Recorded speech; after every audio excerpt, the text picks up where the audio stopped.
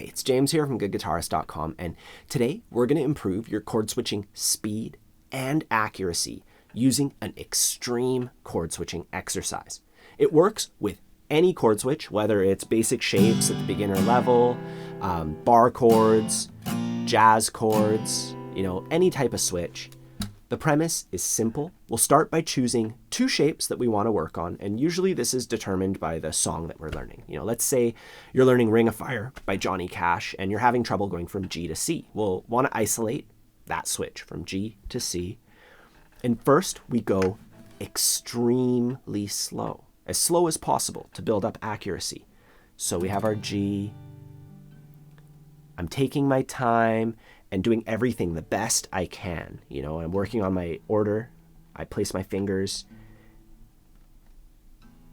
And I'm being very deliberate, making sure that my posture and my hand position is all good. And if you need more help with that kind of stuff, I have a free ebook that breaks down all the beginner stuff, and teaches you how to do everything. I'm going to put a link to that in the corner so you can get your copy. Either way, we do that for a little bit, going extremely slow. And then we shift to the other extreme. We're now going to switch as fast as possible, not worrying at all about the accuracy, but focusing on the flow and making it feel comfortable.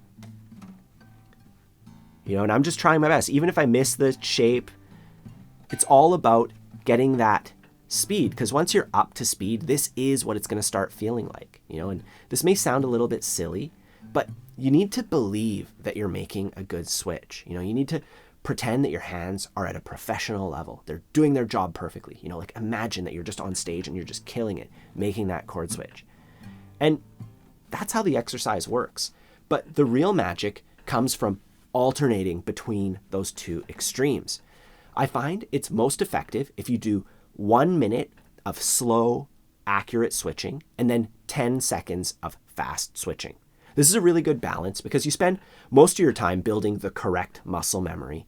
And then as your focus starts to wane, as you get bored, you get to blow off some steam and just have a bit of fun, just seeing how it goes, And in my experience, students who do this exercise end up practicing more. They end up focusing on those chord switches and doing that harder practice because it's a bit more fun than simply working out the switch slowly. As for working this into your practice routine, I would do it like this.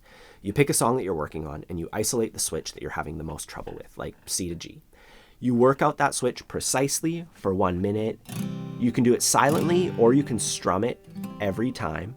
You make the switch, check it out, take all the time you need, and then you just let go. You just imagine that you're a pro, just going fast and smooth for like 10 seconds, and you can make it happen. Even if it's not 100% happening, just do that for like 10 seconds.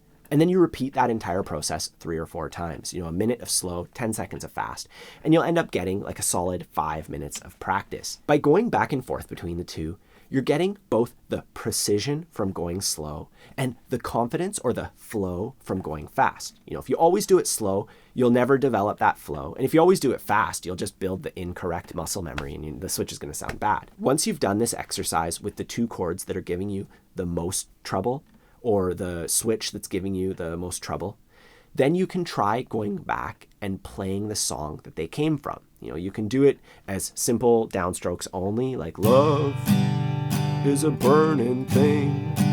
Or you can take it a step further and, turn the entire song into an exercise. Just play each chord for one downstroke and just play through the entire progression, Love is a burning thing, and it makes a fiery ring,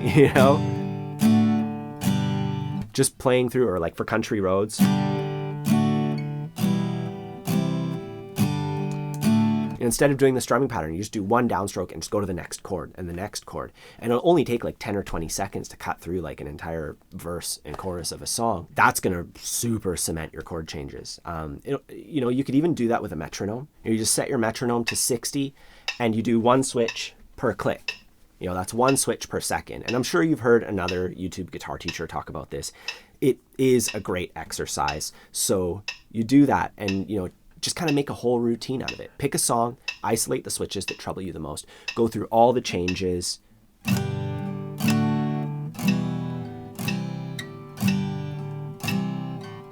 Or whatever they are. And, you just repeat over and over, and that's it. If you have any questions or concerns, please let me know in the comments down below.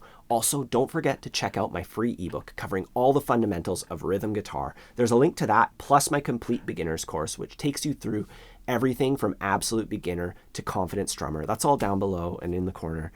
And while you're down there, if you could take a moment to like this video and subscribe to the channel, your support is very much appreciated. Otherwise, have a fun time practicing, and I'll see you soon.